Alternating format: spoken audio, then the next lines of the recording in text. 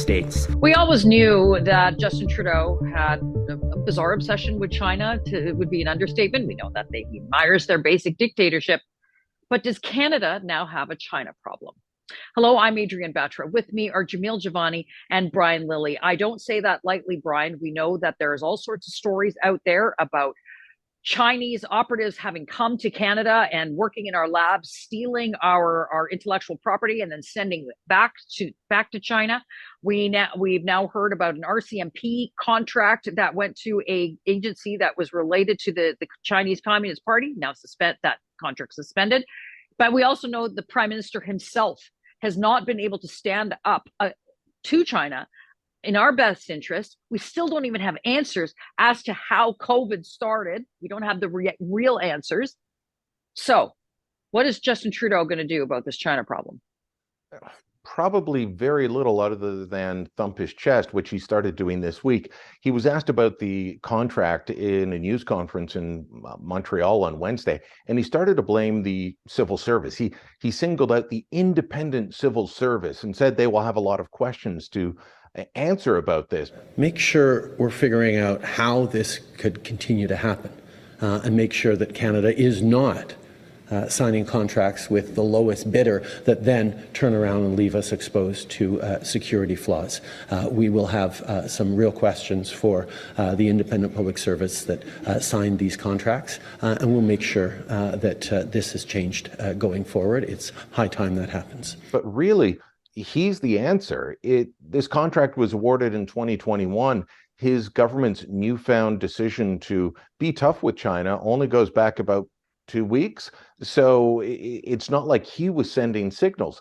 There should have been somewhere in the requirements of a contract like this, providing communications, security services to the RCMP, that you have to do a security check.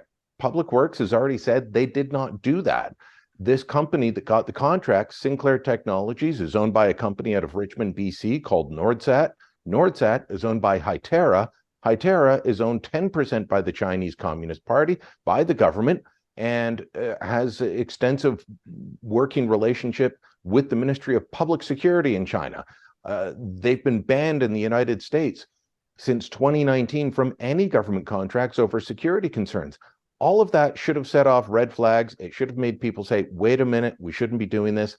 But it's not just Trudeau's flip answer several years ago about the basic dictatorship. His family has deep ties with China going back decades.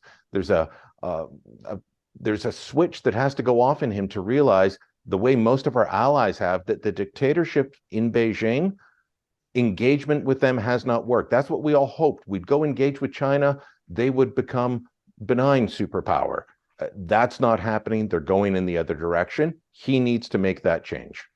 Jamil, Xi Jinping has a problem domestically with the thousands and thousands and thousands of protesters, with this scary and dangerous COVID zero philosophy that they have going on. They're locking people in their communities. They're sending them to these internment camps, basically, for quarantining.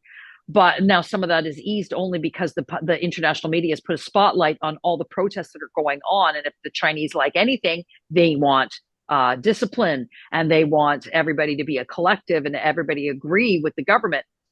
I'm not saying this is getting to a Tiananmen Square type of situation, but there's a lot of familiarity with it. It is that the Chinese people, many of them have said, we can't, this is not working. If anything, with respect to Trudeau and all of this, he's watching all this unfold. We now know there's allegations that the Chinese government interfered in our elections. Some elected officials have taken money from Chinese officials or from China. And now we have these supposed police stations, which aren't really police stations, these Chinese police stations. They're, as Brian Lilly calls them, intimidation centers. We have very real live issues on our own soil here in Canada, yet the Liberals do nothing. Why?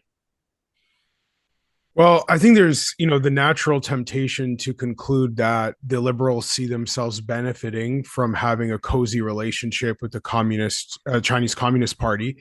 Michael Chong, our MP and the Conservative Party's shadow foreign affairs minister, he described Trudeau as falling asleep at the switch on national security. And I am tempted to go with that explanation, because if you look at all of these examples, as you pointed out, Adrian, the Chinese Communist Party is losing its grip on its own citizens. There's more rebellion, there's more of a pushback than there has been perhaps in anywhere in the last decade, aside from what happened in Hong Kong. So there's something novel happening in China right now.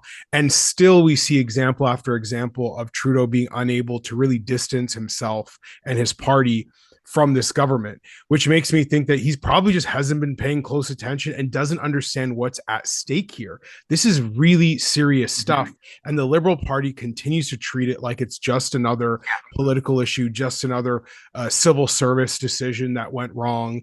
I just want to underscore one thing, too, about this one that is unique, which is that it was a technology contract with the RCMP. Like, this is a law enforcement thing, which elevates it beyond just another deal from our government to theirs, but it's actually them getting involved now in the technology our law enforcement uses to police things like what you're describing, Adrian, like interference in our elections, or like these police stations that we've heard about north of Toronto. So this was an especially serious one, and the Prime Minister's lack of urgency on it reveals that he just doesn't see this as the problem that it is.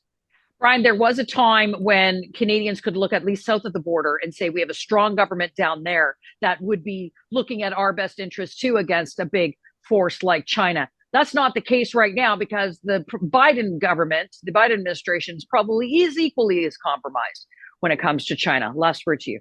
I'll say this. In the United States, there's a bipartisan consensus that China is a bad actor. If you went back to the 90s, you would have found a bipartisan consensus to engage with China. Back to when Bill Clinton tried to bring them into the WTO, both sides of the aisle thought that was a good idea, that it would get China to become a full member of the international community. That never happened. The Americans made that switch. The Brits made that switch. The Aussies made that switch. We didn't. And that's part of why we've been frozen out by the US, the UK, and Australia. It's why Five Eyes have become three. We need transparency on this file when it comes to the election interference, the financing, and of course, these RCMP contracts that went out. Log on to Facebook and Twitter. Let us know what you think, and go to the TorontoSun.com for more information on stories like this and coverage you will not find anywhere else.